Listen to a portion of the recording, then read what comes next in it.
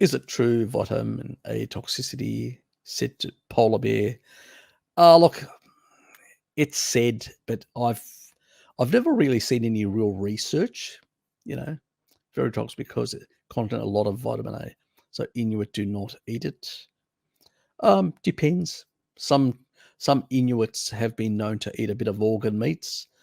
They tend to throw them to the dogs. That was what Stefansson had said in his.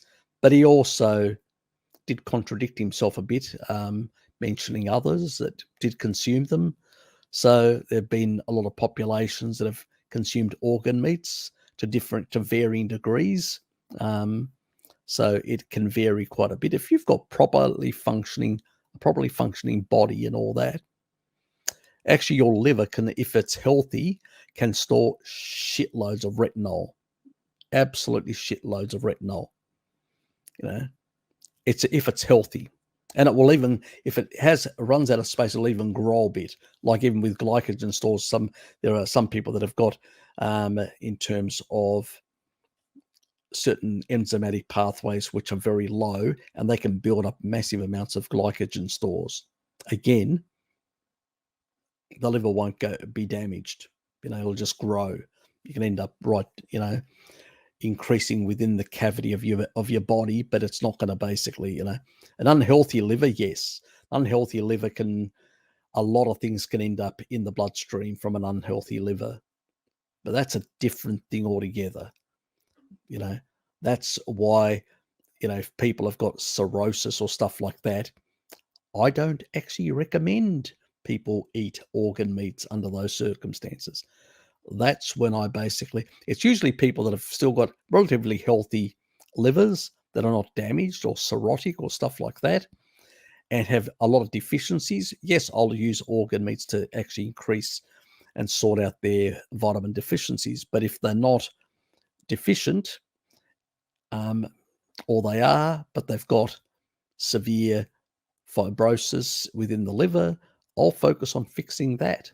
And that'll be with alpha lipoic acid, with high doses of taurine, 10 grams of taurine usually, milk thistle, and things like that. Choline to export fat, like high doses of choline, not just, the regular having a couple of eggs and all that. I usually get people on a couple of grams of choline to export the fat. I've done a video on choline and fatty liver, non-alcoholic fatty liver. It's an old video, but it covers this sort of information. So it really depends on all these sort of things. You don't see, it's like vitamin D. I've seen very high doses.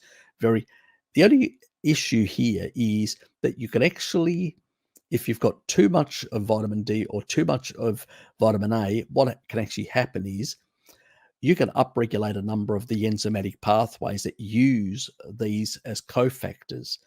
And what can happen is you can actually you've got shitloads of one, but not enough of the other, and you can actually run out of one of them because you're actually overusing, and all that is sort of this unbalance that they call.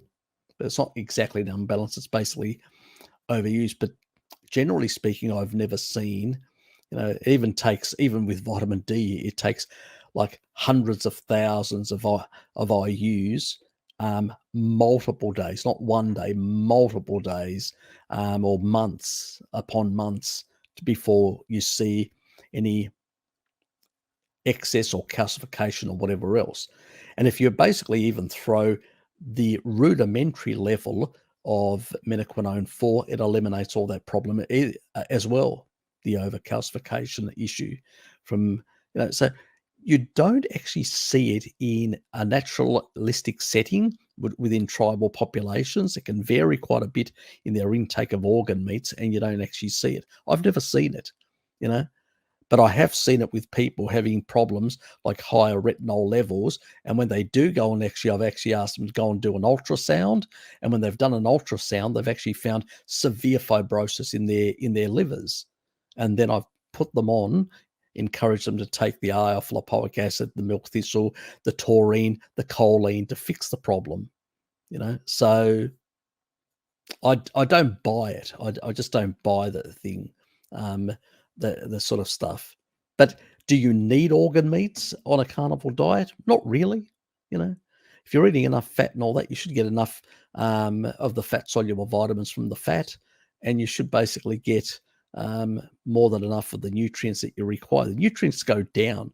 You actually tend to excrete more things on a carnivore diet. Either you don't take them up through the metalloproteins in the gut, or you basically excrete them through the kidneys. So, but I don't buy that whole notion. It's actually modern people that have got derangements that end up with these problems. And the problem is that people are not addressing the derangements. When you address the derangements and fix the derangements, these problems go away. You know, even if you do eat a bit of organ meat, if you like it, you just store it in the liver. You know, as long as it's healthy and it actually works properly.